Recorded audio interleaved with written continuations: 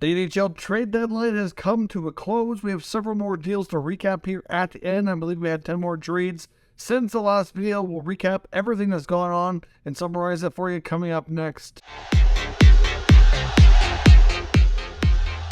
Welcome back to another video here at Top Shelf Hockey. As I mentioned, we had about another 10 trades or so, at least 10 trades involving NHL contracts since our last video to kind of close out the NHL trade deadline today on Friday at 3 o'clock Eastern time. Now, it's always possible there could be some info come in late that does tend to happen once in a while, but I've waited long enough past the deadline that I don't think that's going to happen. I don't think we are going to learn anything that we haven't already learned, but we do have what I believe to be a first. We actually have a trade involving two brothers going in the same deal for each other involved, which is, I'm pretty sure this is the first time in NHL history. So the Arizona Coyotes have traded forward Nick Ritchie and defenseman Troy Stecher to the Calgary Flames in exchange for forward Brett Ritchie and defenseman Connor Mackey. So, in my opinion, Calgary gets the better brother here. I think Nick Ritchie's a little more talented. They're both, good-sized players, not afraid to play physical. I think Nick has a little more offensive upside than Brett does. I think Brett Ritchie, fair to say, is somebody that Coach Daryl Sutter really liked, but I think he's going to like his brother too. So we'll see. We know that the Flames have been rumored to be looking for like a top 9 forward for quite some time. Hopefully he can play that role. He struggled back when he was in Toronto, got down to Arizona, found his game again, scored a good clip, and well, we'll see how things go with the Flames. So that's rare. I'm pretty sure that's the first time in NHL history we've seen brothers trade it for each other. I'm sure if they had the opportunity, they'd probably rather play together. But I guess from a family perspective, their parents will still cheer for the same team. It's just, they don't have to get new jerseys or anything because the name on the back will be the same, except for the number, of course. But still, interesting time for sure. Vladislav Namestikov, who was traded earlier to the San Jose Sharks. We had word that he likely was not staying, was going to be flipped, and that is the case.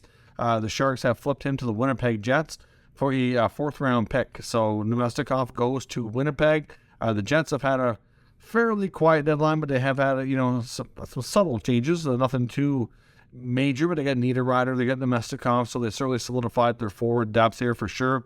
So nothing earth-shattering. And the other thing I talked about in the prior video was Nick Bonino being traded to the Penguins. We now know the third party involved there was the Montreal Canadiens. They were the third-party broker that retained 25% of his overall salary, which essentially is 50% of what's left after the original team that traded him, the Sharks, retained 50% at the beginning of the deal. So essentially he goes to 50% to Montreal. They retain another 50, so 25 of the overall, and then flip him the rest of the way to the Pittsburgh Penguins, and Montreal got themselves another pick there for their efforts. We saw a trade involving the Anaheim Ducks moving defenseman John Klingberg at 50%. He was making $7 million, so it knocks it down to $3.5 million. He goes to Minnesota for Andre Schuster, of course, another defenseman, and a 2025 fourth-round pick.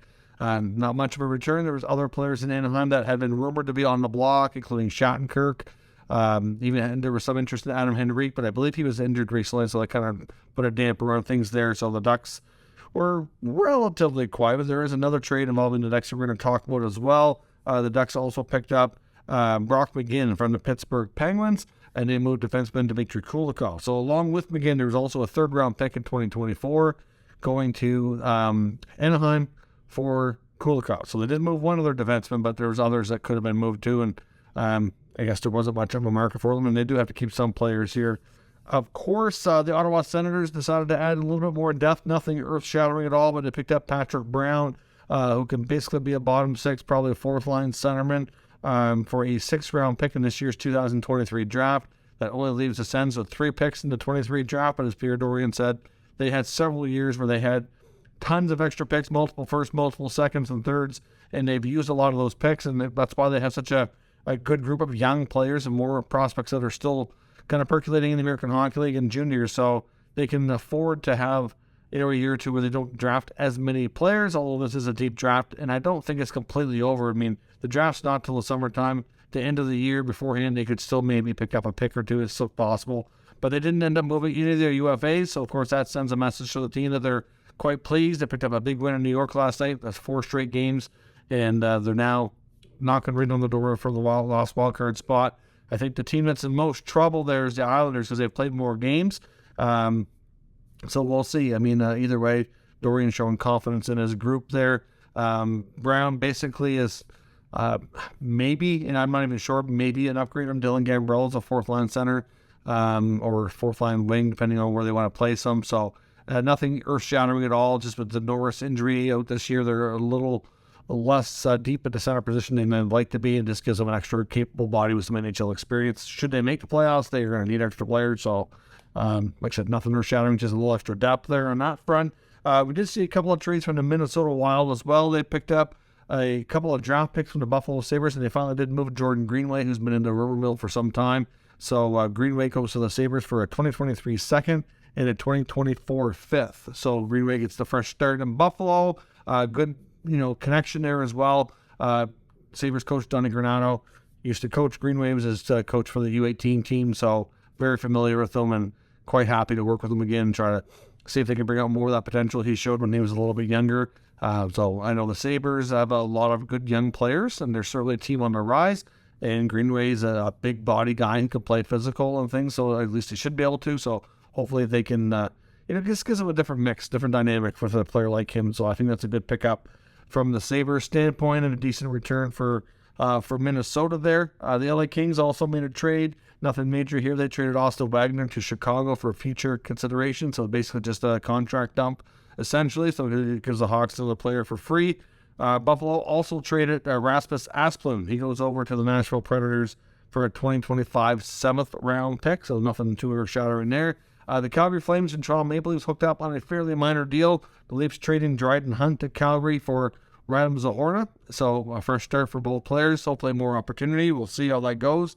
Zohorna's going to have a tough time with that deep Leaf lineup. But maybe for future, if he sticks around, we'll see where that goes. The Dallas Stars also traded Jacob Peterson to the San Jose Sharks for Scott Reedy. So another fairly minor deal on that front. The Minnesota Wild also, besides trading Greenway, they also picked up Oscar Sundqvist from Detroit for a 2023 4th round selection as well. So that's the recap of the remaining trades since the last video. So obviously, deadline day was still kind of busy. I don't know the exact tally on how many trades there were right off, but fair to say that the bulk of these teams did the bulk of their work well ahead. I mean, the week leading into the deadline, we had multiple blockbuster deals and big trades like every single day. The amount of videos I've done on trades alone just in the past week or so is quite substantial. So it's nice in a way from my perspective to have the news kind of spread out, allows us more time to kind of analyze and talk about things, and it's not coming at you quite so fast and furious. So I know from my perspective it's good. I'm sure that the big media, that obviously places like myself, but like when it comes to Sportsnet, TSN, and the places that do these big deadline shows, I'm sure they weren't completely thrilled because there wasn't as much to talk about today. Certainly some players didn't get traded that were expected to. I know JVR was reportedly really close, but I can't believe the Flyers found a way to not trade him. There wasn't a huge market for him, but I know Chuck Fletcher said that they never even had a concrete offer of like a 3rd or 4th round draft pick. I'm like, which I find odd because there was numerous teams reported to be showing interest. Why they wouldn't at least offer a late round pick at 50%. I don't know, and why the Flyers wouldn't get whatever they could, even if it's not much, and just to get some kind of an asset and move him along because he's not coming back next year. I mean, it's just really bizarre. But he was supposed to be going to Detroit. Like Detroit's been selling players off. They traded Philip Hronik. They traded Tyler Bertuzzi. They traded Sundqvist today. Like, why in the heck would they want to pick up JVR at 50% or whatever? I'm not even sure. Like cap-wise, but part of that apparently was that the Detroit Red Wings needed to trade another player. They were trying to move another contract, and apparently whatever that was going on fell through, and they couldn't do it. So therefore, JVR couldn't go to Detroit. I'm like, why? I'm sure he was expecting to go to a contender, or at least a team that's more secure for a playoff spot, not a team that's been still in the mix, sure, but they've been falling lately, and after a couple of bad losses in a row, find themselves now out of a spot. And they had very briefly had a wild card spot, and they dropped back down. Now they're just kind of dropping down further. So I don't know. The Yzerman's certainly not showing the confidence to add. So it's just confusing. I'm not sure what happened there. Other guys weren't traded either. So I'll probably likely come back. There's some other news today. There's some signings and some other rumors about things that didn't happen or came close. And we'll talk about that a little further in a video here in a few hours' time. So that's all your recap for right now, and I'll still be doing another video as well. And I don't know, sure when exactly, sometime next 24 to 48 hours of once I analyze everything, they do like a winners and losers recap of the whole deadline, see which teams I feel did the best, which teams I thought could have done better, and we can talk about that further as well. So let me know your thoughts on all these trades down in the comments. We'll discuss further. If you're new to this channel, of course, make sure you subscribe and stick around. We'll keep you up to date with all the news, rumors, and analysis of all 32 NHL teams. Thank you for watching, and I'll catch you next time.